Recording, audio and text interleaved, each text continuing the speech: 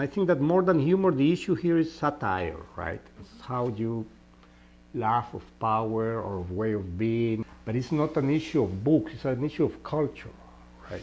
You know, it's like how you face life, how you face everyday life. And I don't mean that in one part is better than the other, it's just different. There has always been a public that is not separated from the book because of these cultural differences. They can enjoy the book, even though that perhaps they don't share those values or they don't share those attitudes or those ways of understanding daily life.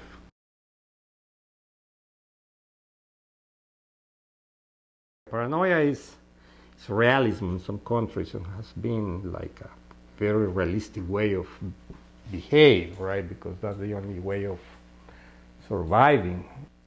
There are a lot of little powers and a lot of little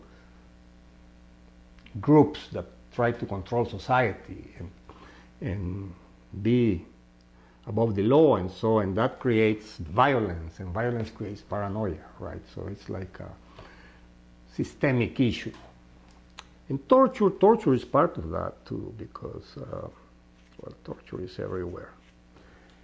And because I grew up in a civil war when I was in my late teens and then my early 20s, the civil war started and developed in my country, and there were plenty of people that belonged to my generation that were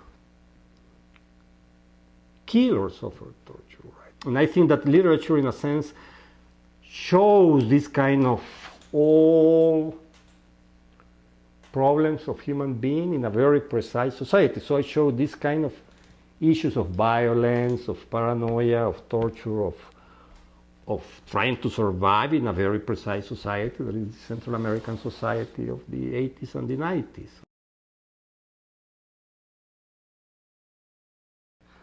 One thing that most writers focus, and I am one of them, and I don't know if I focus well, is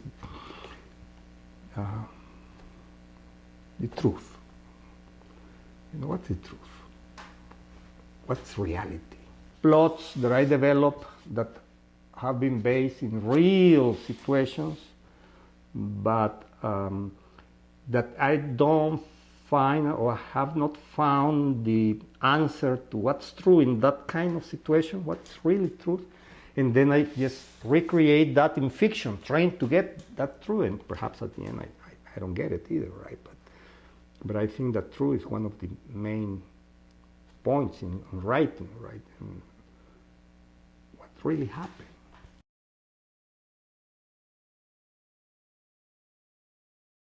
Well, all my protagonists are unlikable, as I remember, since I started to write. I am not optimistic about human beings.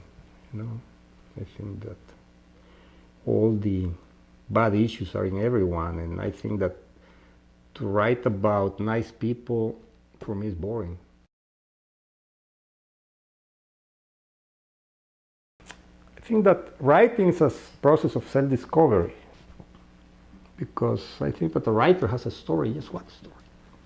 You write it many times in a different way, right? But there is some deep obsession there. Some deep obsession.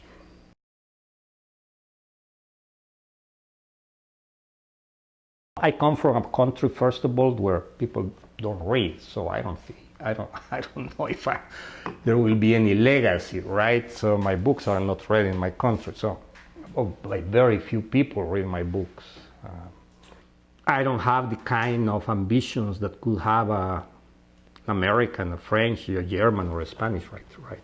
You have a tradition, a strong tradition, so you have the feeling of belong to something, and then you are a little bit concerned how you are going to be seen when you're gone, right?